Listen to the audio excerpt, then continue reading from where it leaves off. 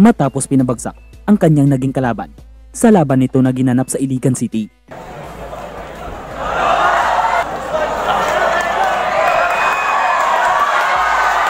At matapos pinanalo ng impresibo ang labang ito, ay napadayo agad ito sa bansang Japan para masubukan sa isang mamaw na Hapon na si Koichi Ito. Ang Hapong ito ay may kartadang 11 panalo na may 7 talo at 3 tabla. At habang ang Pilipinong boksingero na tubong Cagayan de Oro City na si Marvin Squerdo ay may kartadang 14 na panalo na may 2 talo at 1 tabla. Ang labang ito ay ginanap sa Tokyo, Japan na isang 5 round na bakbakan sa lightweight division na ang inakala ng Hapon na pipitsuging Pilipinong boksingero ay singlakas pala sa isang galit na kalabaw.